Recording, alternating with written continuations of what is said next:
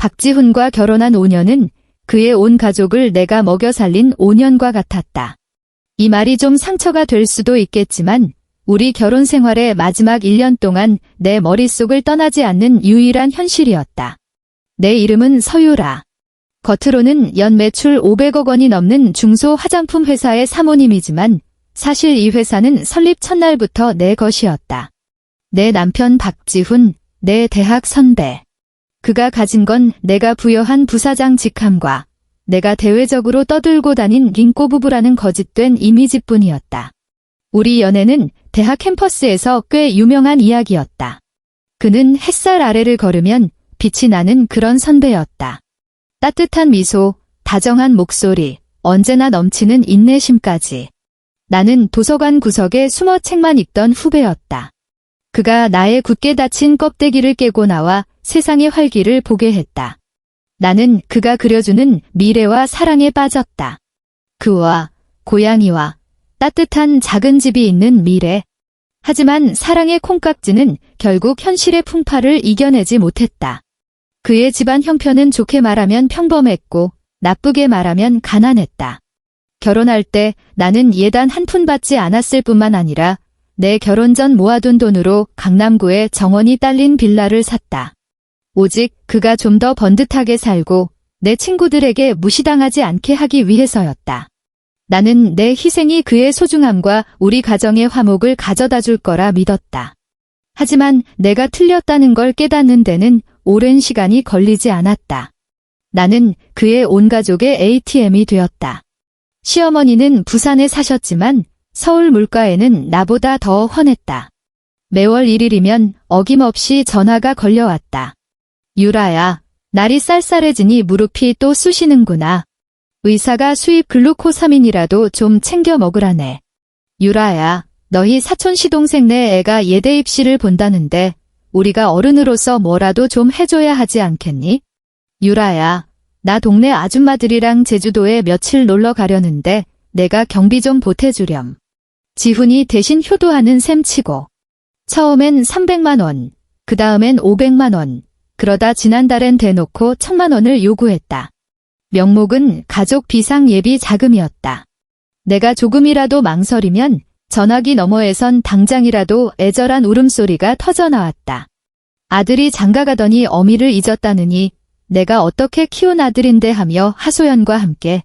그러면 박지훈이 옆에서 내가 가장 거절하지 못하는 미안함과 부탁이 섞인 말투로 속삭였다. 유라야, 엄마가 고생 많이 하셨잖아. 우리 그냥 내가 뭘 어쩌겠는가? 그냥 돈을 붙이는 수밖에. 시어머니가 원격 조종하는 흡혈귀라면 시동생 박민규는 아예 내 회사에 뿌리내린 기생충이었다.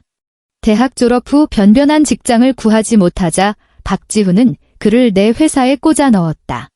형을 도우러 왔다는 허울 좋은 명분이었지만 사실 그의 마케팅팀 팀장 자리는 내가 없는 직책을 만들어낸 것이었다. 월급 800만 원을 받으면서 그가 매일 하는 일이라곤 출근 시간에 맞춰 어슬렁거리며 나타났다가 퇴근 시간도 되기 전에 사라지는 게 전부였다. 내가 박지훈에게 사준 제네시스 G80을 몰고 친구들을 만나러 가고 클럽에서 놀기 바빴다. 그는 회사에서 부하 직원들을 하인처럼 부리며 거들먹거렸다. 한 번은 마케팅팀을 지나가다 그가 새로 온 인턴 얼굴에 보고서를 집어 던지는 걸 똑똑히 봤다. 입에는 걸레를 문 채로. 대가리에 똥만 찼냐. 이딴 걸 보고서라고 내? 내가 누군지 몰라? 우리 형이 부사장이고 형수가 사장이야. 너 내일부터 나오지 마.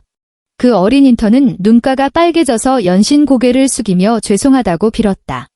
나는 그 자리에서 온몸이 부들부들 떨렸다. 당장이라도 뛰어들어가 그 더러운 주둥이를 찢어버리고 싶었다. 하지만 이성이 나를 붙잡았다. 그럴 수 없었다. 박지훈의 체면을 위해, 그놈의 화목한 가정을 위해 나는 그냥 돌아설 수밖에 없었다. 그리고 김 비서에게 그 인턴을 위로해주고 몰래 보너스를 좀 챙겨주라고 지시했다. 지난 몇 년간 나는 그렇게 살아왔다. 직원들 앞에서는 칼 같은 서 사장이었고 시댁 식구들 앞에서는 달라는 대로 다 내주는 호구였다. 나는 내 인내와 양보가 언젠가는 이 돌덩이 같은 마음들을 녹이고 박지훈의 아주 작은 진심과 감사라도 얻어낼 수 있을 거라 믿었다. 회사 워크숍이 있던 그날, 나를 무너뜨린 마지막 지푸라기가 마침내 떨어졌다. 그날 나는 편두통 때문에 저녁 식사에 참석하지 않고 먼저 차를 몰아 집으로 돌아왔다.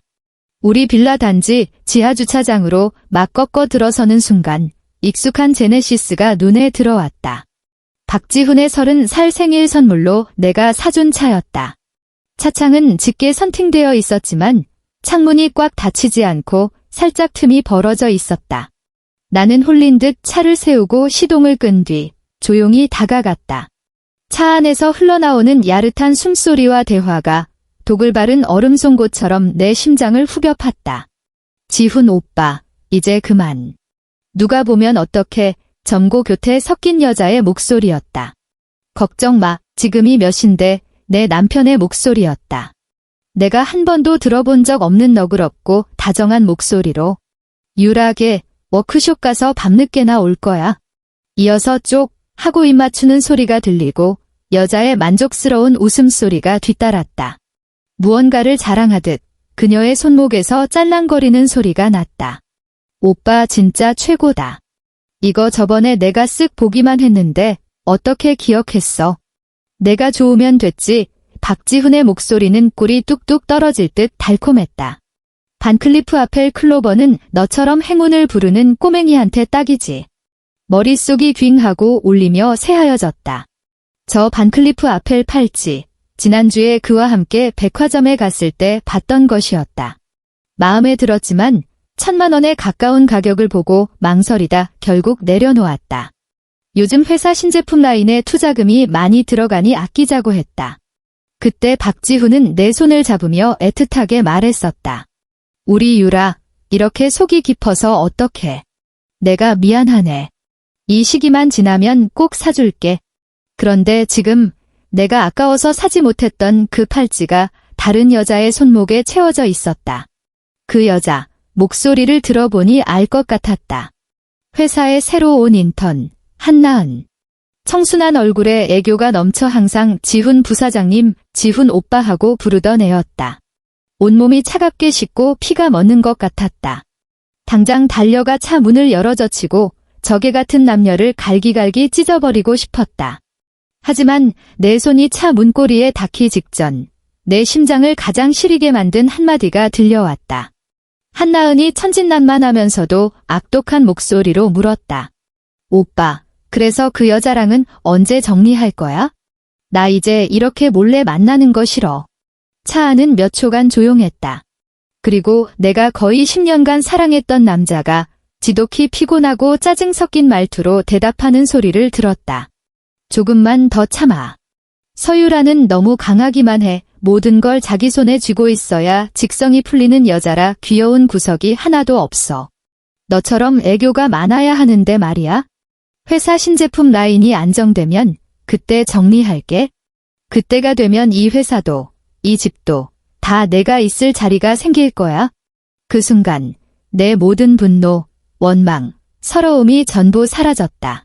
그 자리를 대신한 것은 뼛속까지 파고드는 혹독한 한기였다. 그랬구나. 나의 인내는 강한 척이었고 나의 희생은 귀엽지 않음이었다.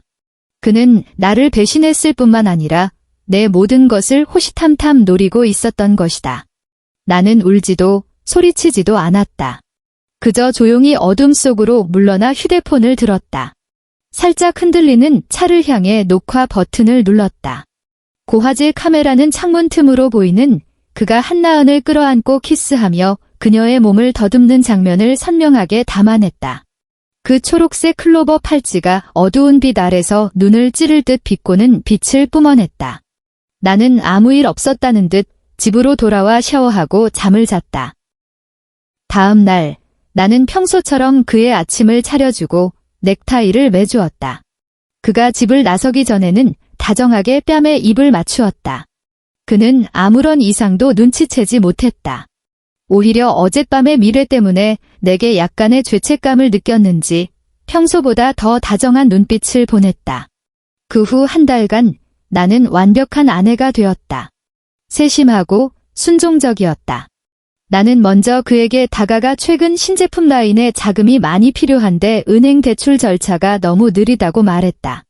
업무 편의를 위해 회사 자산 이동 및 사용에 관한 위임장 몇 장에 서명해달라고 부탁했다. 이렇게 하면 많은 일을 오빠가 직접 내 대신 서명할 수 있으니까 일일이 나를 기다릴 필요 없이 효율이 훨씬 높아질 거야. 나는 그의 눈을 보며 진심 어린 목소리로 말했다. 그는 나의 갑작스러운 권한 이양과 신뢰에 어리둥절하면서도 감격한 듯 조금의 망설임도 없이 서명했다. 그리고 지난 주말 나는 레드와인 한 잔을 따라 그의 품에 안겨 아무렇지 않은 척 말을 꺼냈다. 지훈 씨, 우리 결혼한 지 5년이나 됐는데 이 집이 아직도 내 명의로 되어 있어서 마음에 좀 걸렸어. 그냥 오빠 명의로 이전해 줄까? 그래야 오빠도 더 안정감을 느끼지 않을까? 그는 거의 즉시 몸을 바로 세웠다. 그의 눈에서는 믿을 수 없다는 듯한 환희가 터져나왔다. 그는 나를 세게 껴안았고 목소리는 흥분으로 떨리고 있었다. 유라야, 너 정말 그렇게 생각해? 물론이지. 나는 그의 가슴에 기댔다. 흥분으로 빨라지는 그의 심장 박동을 느끼며 속으로는 얼음장처럼 차가워졌다. 우린 부부잖아. 내 건 오빠 거고. 근데 변호사한테 물어보니까 증여세가 너무 비싸더라고. 조건부 증여 계약을 맺으면 된대. 양측의 혼인관계 유지를 전제 조건으로 한다고만 쓰면 세금 문제를 많이 피할 수 있대. 물론 이건 그냥 형식적인 거고 우린 100년해로 할 거잖아. 그치? 맞아. 당연하지. 그는 거대한 이익에 눈이 멀어 생각할 겨를도 없이 바로 승낙했다. 그는 내가 그에게 잘 보이려 한다고 평소에 강한 척을 미안해하고 있다고 착각했다. 마침내 나를 자기 손아귀에 넣게 되었다고 믿었을 것이다. 그는 몰랐다. 내가 그 영상을 찍은 순간부터 나는 이미 우리 결혼을 위한 가장 성대한 장례식을 준비하고 있었다는 것을. 그리고 그는 제 손으로 직접 자기 무덤을 파고 있었다는 것을. 지난주 금요일, 우리는 정식으로 그 증여 계약서에 서명했다. 그리고 오늘, 월요일, 나는 그에게 이혼을 요구했다. 나는 미리 준비해둔 이혼 합의서를 그의 앞에 내밀었다. 사유는 성격 차이, 서로 바빠 함께하는 시간이 적음, 미래에 대한 계획 차이였다. 그는 한참을 멍하니 있었다. 그의 얼굴에는 내가 한 번도 본 적 없는 복잡한 표정이 스쳤다. 충격, 당황. 하지만 그보다 더 큰 것은 억누를 수 없는 희열이었다. 그는 가식적으로 몇 마디 매달렸다. 유라야, 왜 이렇게 갑자기? 내가 뭐 잘못한 거라도 있어? 우리 얘기 좀 해? 얘기할 거 없어. 지훈 씨나 지쳤어. 나는 그를 타인 보듯 무감각하게 쳐다봤다. 나의 냉정하고 단호한 태도는 이번만큼은 진심이라는 것을 그에게 깨닫게 했다. 그러자 그는 더 이상 연기하지 않았다. 그의 시선은 이혼 합의서의 재산 분할 부분으로 향했다. 내가 그렇게 결정했다면 존중할게. 왜? 그는 헛기침을 한 번 하더니 탐욕스러운 얼굴을 드러냈다. 회사는 내가 세운 거니까 나도 싸우고 싶지 않아. 하지만 지난 몇 년간 나도 회사를 위해 많이 애썼어. 공로는 없어도 고생은 했지. 보상으로 회사 지분 10%를 원해. 그리고 강남 그 빌라는 지난주에 내가 나한테 주기로 약속했으니까 지금 반드시 이행해야 해. 그는 마치 모든 것이 당연히 자기 몫인 것처럼 당당하게 말했다. 내 옆에 있던 변호사 친구는 화가 나서 당장이라도 폭발할 뻔했지만 나는 눈짓으로 그를 말렸다. 나는 그를 보며 문득 헛웃음이 나왔다. 이 남자, 한때는 내 인생의 비디라고 생각했는데 결국에는 길들여지지 않는 배은망덕한 짐승일 뿐이었다. 나는 가볍게 고개를 저었다. 그리고 입을 열었다. 목소리는 크지 않았지만 그와 그의 변호사 귀에 똑똑히 들렸다. 지분은 안 돼. 그가 막 화를 내려는 순간 나는 말을 이었다. 하지만 빌라는 줄게. 나는 아무것도 필요 없고 내 고양이만 있으면 돼. 순간 공기가 얼어붙었다. 박지훈과 그의 변호사는 둘 다 멍하니 정신 나간 사람을 쳐다보는 눈빛으로 나를 봤다. 아마도 내가 이 실패한 결혼 생활에 상처받아 정상적인 사고 능력을 잃었다고 생각했을 것이다. 수백억 원짜리 빌라를 포기하고 고양이 한 마리와 이혼만 원한다고? 그들이 보기엔 그야말로 하늘이 내린 횡재였을 것이다. 박지훈의 눈에서 환희의 빛이 터져나왔다. 그는 내가 말을 번복할까 봐 두려워하며 즉시 펜을 들어 합의서에 용이 꿈틀대는 듯한 필체로 자기 이름을 휘갈겼다. 좋아. 서유라, 이건 내가 직접 한 말이야. 후회하지 않길 바란다. 나는 그의 안달난 모습을 보며 입꼬리를 살짝 올려 차갑게 비웃었다. 후회.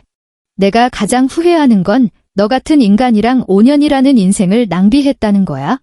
법원에서 나와 손에 쥔 얇은 이혼 증명서를 보니 지난 5년간의 숨막히는 압박감이 마침내 사라지는 기분이었다.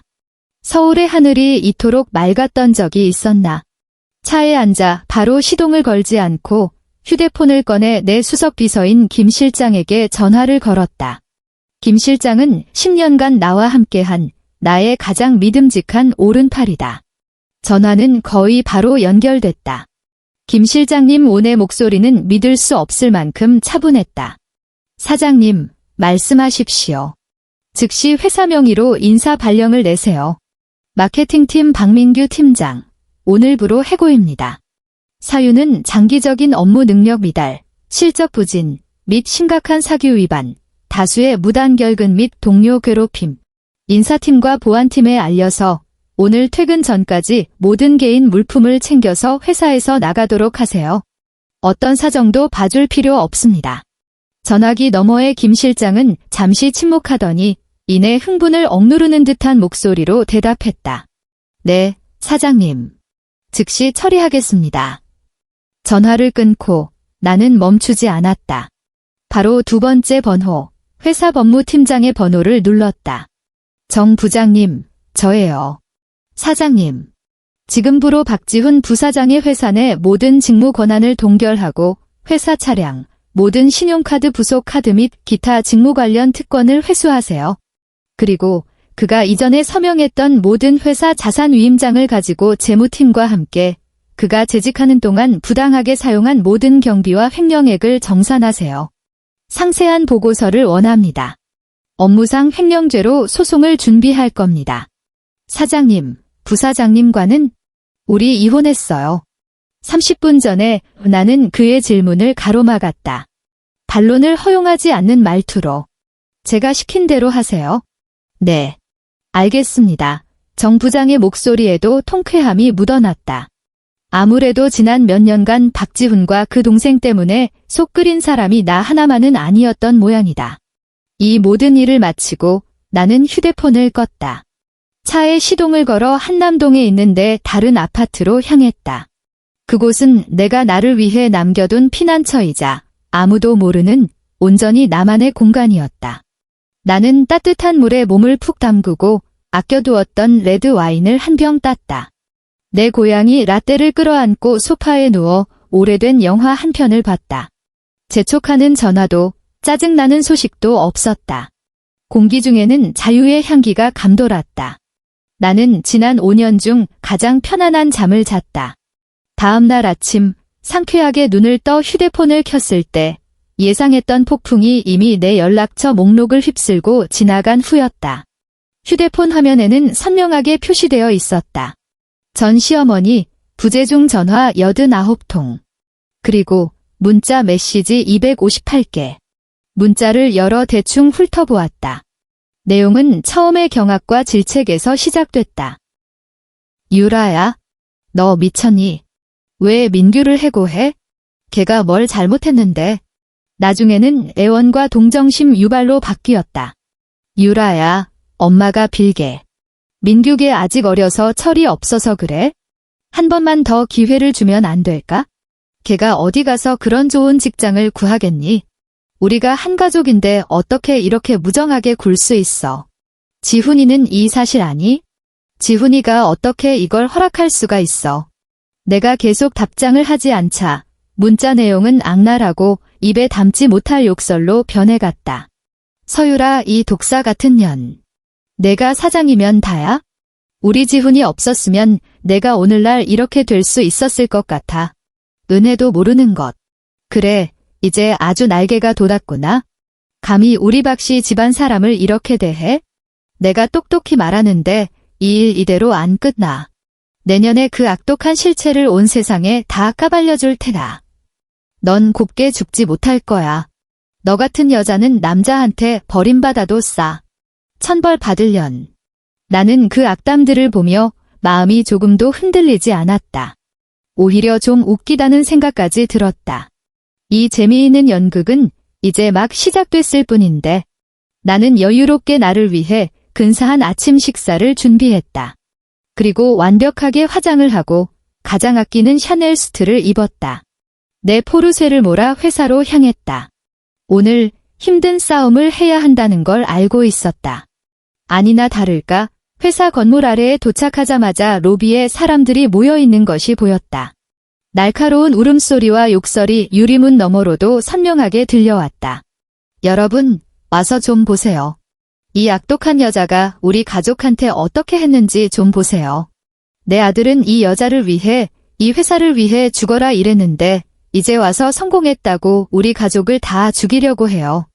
전 시어머니는 반짝이는 대리석 바닥에 주저앉아 허벅지를 치며 난동을 부리고 있었다. 박지훈은 그녀 옆에 서서 세상에서 가장 큰 억울함을 당한 듯한 표정으로 새파랗게 질려 있었다. 그는 회사 내 데스크 직원과 경비원들을 향해 고함을 질렀다. 서유라 나오라고 해. 나와서 해명하라고. 직원들과 방문객들이 주위에 모여 그들을 향해 손가락질하며 수근거렸다. 나는 심호흡을 한 번 하고 10cm 높이의 하이힐을 신고 유리문을 밀고 들어섰다. 하이힐이 바닥에 부딪히는 또각, 또각 소리는 마치 북소리처럼 순식간에 모든 사람의 시선을 집중시켰다. 시끄럽던 로비가 순간 조용해졌다. 어머니, 이게 무슨 짓이세요? 연세도 있으신데 바닥에 앉아 계시면 차갑지 않으세요? 나는 그들 앞으로 걸어가며 나와는 상관없는 광대극을 보는 듯한 고상한 미소를 지었다. 내가 감히 날 엄마라고 불러? 난 너처럼 악독한 며느리 둔 적 없어. 전 시어머니는 나를 보자마자 불붙은 폭죽처럼 바닥에서 벌떡 일어나 내 코앞에 손가락질하며 소리쳤다. 서유라, 이 배은망덕한 백정 같은 년. 우리 지훈이가 너한테 뭘 잘못했는데? 민규는 또 뭘 잘못했는데? 내가 뭔데 걔를 해고해? 뭔데 지훈이 차랑 카드를 뺏어가? 너 미쳤어. 박지훈도 배신당한 눈빛으로 나를 쳐다보며 비통하게 말했다. 유라야, 내가 이런 사람인 줄 몰랐어. 우리가 이혼했더라도 이렇게까지 잔인하게 굴 필요는 없잖아. 민규도 내 동생이나 마찬가지인데? 걔 앞날은 어쩌라고? 동생, 나는 웃었다. 박지훈 씨, 잊었나 본데 우리 이미 이혼했어요. 박민규 씨는 이제 나랑 아무 관계도 아니에요. 내가 회사 사장으로서 장기간 무능하고 회사에 손해를 끼친 직원을 해고하는데 무슨 문제라도 있나요? 너, 박지훈은 내 말에 막혀 아무 말도 하지 못했다. 하지만 전 시어머니는 그런 건 아랑곳하지 않았다.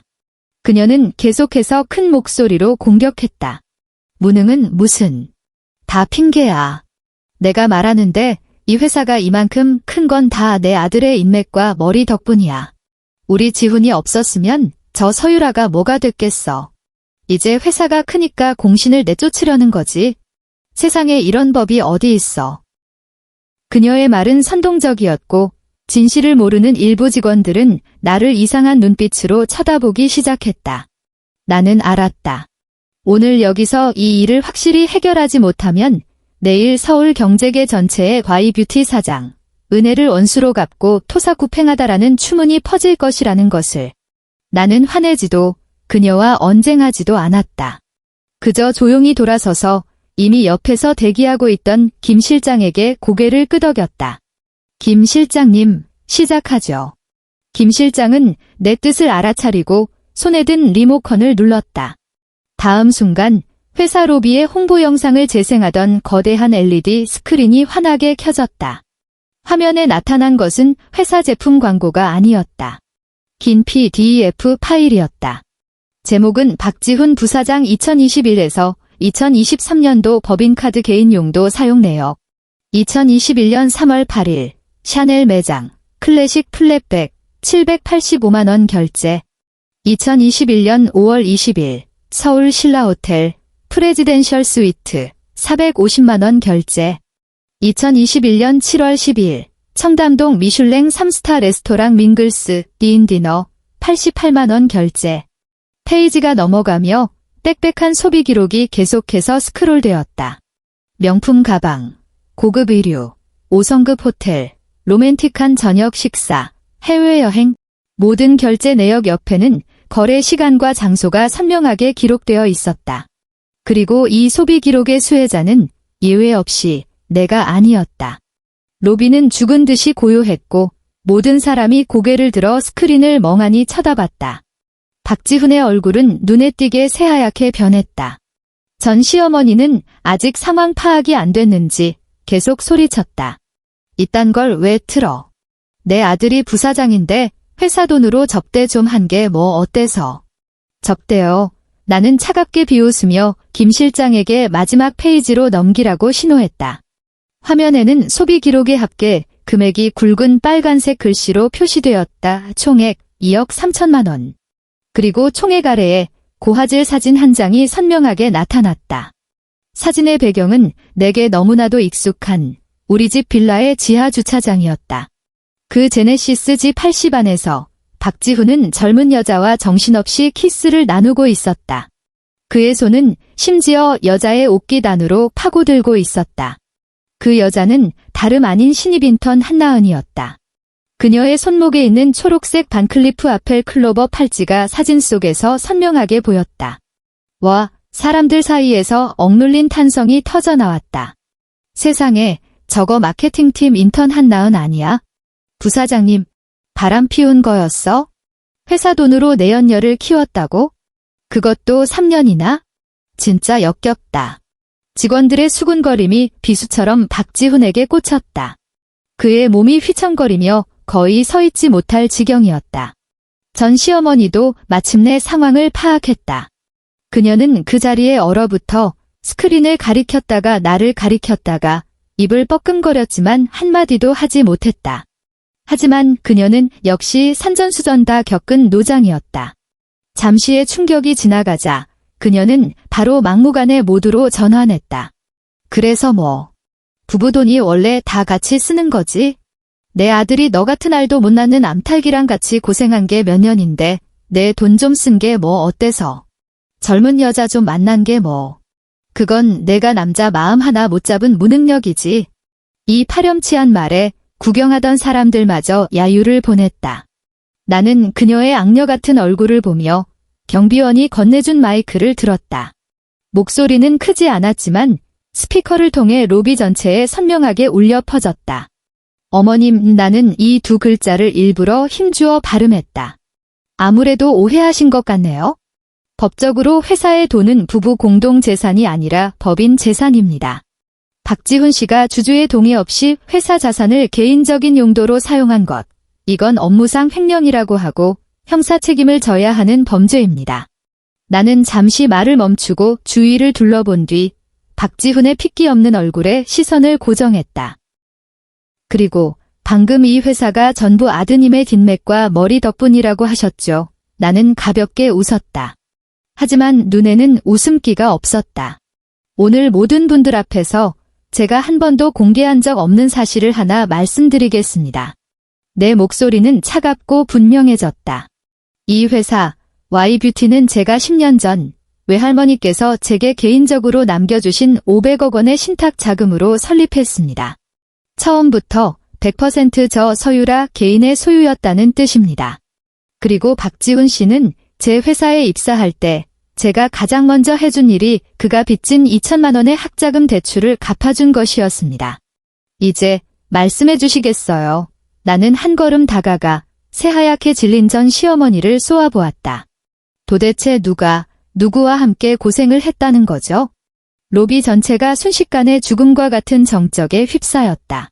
500억 원.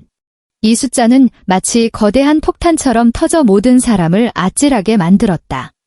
직원들이 나를 보는 눈빛은 동정에서 경악으로, 그리고 경외와 숭배로 바뀌었다.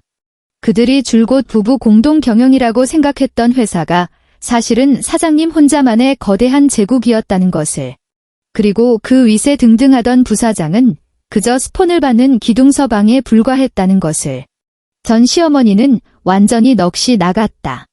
그녀는 물 밖에 나온 물고기처럼 입만 뻐끔거릴 뿐 아무 말도 하지 못했다. 나는 더 이상 그녀를 보지 않고 이미 휘청거리는 박지훈에게로 몸을 돌렸다. 아, 맞다. 박지훈 씨, 나는 마치 갑자기 생각났다는 듯 아무렇지 않은 말투로 말했다. 깜빡했네요. 당신이 지금 살고 있는 그 강남 빌라, 우리가 서명한 그 증여 계약서에 흑과 백으로 분명히 명시되어 있어요. 본 증여는 양측의 혼인관계 유지를 전제로 하며 혼인관계가 법에 따라 해소되는 즉시 본 증여 계약은 자동으로 효력을 상실한다라고. 나는 순식간에 공포로 가득 차 커지는 그의 눈을 보며 잔인하게 마지막 일격을 가했다. 우리 이혼 증명서는 어제부로 효력이 발생했어요. 그러니 그 계약서는 이제 그냥 휴지 조각이 된 거죠.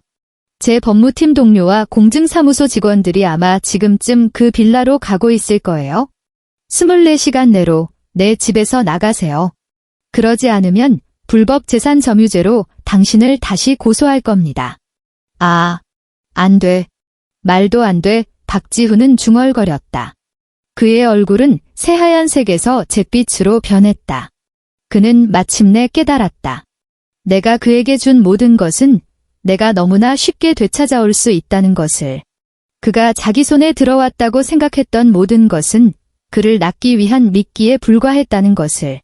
그의 다리에 힘이 풀리며 그는 바닥에 주저앉았다. 그 소동은 박지훈과 그의 어머니가 경비원들에게 안내를 받아 회사 건물 밖으로 쫓겨나는 것으로 끝났다.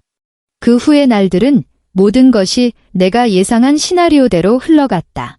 박민규는 해고된 후 내가 법무팀을 통해 보낸 그의 재직 기간 중 모든 비위 행위 증거가 첨부된 상황 설명서 때문에 화장품 업계에서 완전히 매장당했다. 어떤 제대로 된 회사도 그를 받아주지 않았고 그는 작은 가게에서 아르바이트나 하며 매달 나가는 차 할부금도 감당하지 못하게 되었다. 박지훈의 말로는 더 비참했다. 그는 하룻밤 사이에 집, 차, 억대 연봉의 직장을 모두 잃었을 뿐만 아니라 업무상 횡령죄로 내 회사에 정식으로 고소당했다.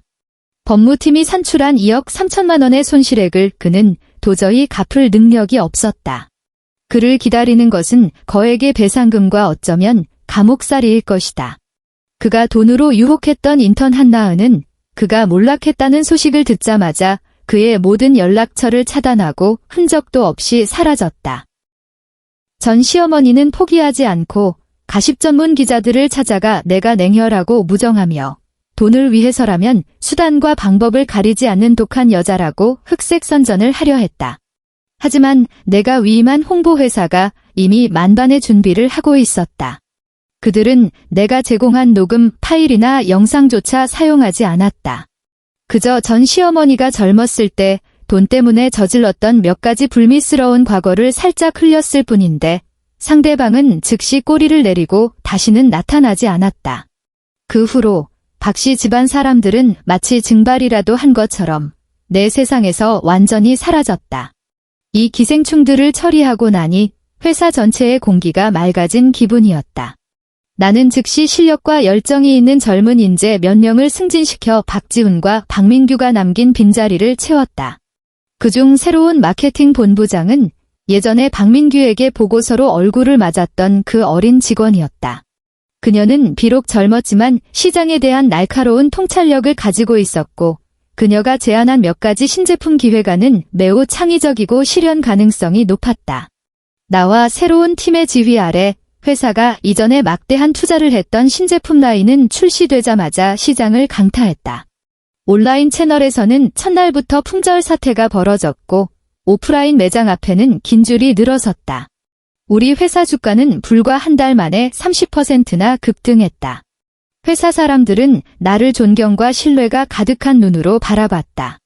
더 이상 아무도 나를 남편에게 의지하는 사모님으로 보지 않았다.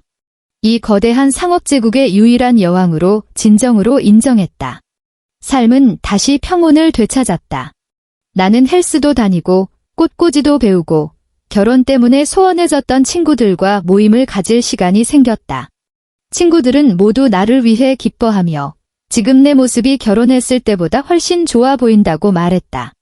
약 3개월 후의 어느 날 밤, 나는 아파트 테라스에서 와인을 마시며 서울의 야경을 감상하고 있었다. 그때 갑자기 휴대폰이 한 번 진동했다. 모르는 번호로 온 문자 메시지였다. 유라야, 자. 나야, 지훈이. 나 지난 몇 달 동안 정말 힘들었어. 모든 걸 잃었어. 직장, 집, 그리고 너까지. 매일 반성하면서 내가 얼마나 어리석었는지 깨달았어. 잠시 귀신에 신 것처럼 정신이 나가서 그랬어. 한나은 그년의 이간질에 놀아나서. 사실 내 마음속에 가장 사랑하는 사람은 항상 너였어. 유라야, 기억나? 대학교 때 벚꽃나무 아래서 내가 평생 너를 지켜주겠다고 했잖아. 우리한테 얼마나 아름다운 추억이 많은데 정말 이런 사소한 잘못 때문에 전부 없었던 일로 해야 해? 나 정말 잘못했어. 제발 한 번만 더 기회를 줘. 우리 다시 시작하면 안 될까? 너를 위해서라면 뭐든지 할게. 장황한 참회와 값싼 달콤한 말들을 보니 마음이 전혀 동요하지 않았다. 나는 심지어 꺼져라는 한 글자를 답장하기도 귀찮았다. 나는 그저 창밖 한강의 찬란한 불빛을 바라보며 가볍게 웃었다. 그리고 그 번호를 블랙리스트에 추가했다. 박지훈, 넌 내가 뭘 잘못했는지 전혀 모르는구나. 내 잘못은 바람 피운 것도 탐욕스러운 것도 아니야? 처음부터 내 희생을 당연하게 여기고 내 사랑을 내가 마음대로 짓밟아도 되는 미천으로 생각해서는 안 됐던 거야. 또 반년이 지났다. 회사는 새로운 CEO의 관리 아래 모든 것이 순조롭게 진행되었고 실적은 계속해서 상승했다. 나는 마침내 복잡한 일상 업무에서 벗어날 수 있었다. 나는 나에게 무기한의 긴 휴가를 주고 세계 일주를 시작했다. 첫 번째 목적지는 몰디브로 정했다. 박지훈이 한나은을 끌어안고 내 차 안에서 그녀를 이곳에 데려와 휴가를 보낼 계획을 세웠던 것을 기억한다. 지금 내가 왔다. 나는 평범한 호텔에 묵지 않았다. 그곳에서 가장 고급스러운 프라이빗 아일랜드 빌라 전체를 빌렸다. 하얀 모래사장, 젤리 같은 바닷물, 인도양의 석양과 이어진 인피니티 풀. 나는 비키니를 입고 햇살 가득한 선베드에 누워 차가운 샴페인을 마시며 온 세상을 가진 기분을 만끽했다. 나는 사진 한 장을 찍었다. 푸른 바다, 내 발, 그리고 옆에 놓인 기포가 올라오는 샴페인 한 잔. 그리고 누구도 차단하지 않은 채로 인스타그램 게시물을 하나 올렸다. 캡션은 이랬다.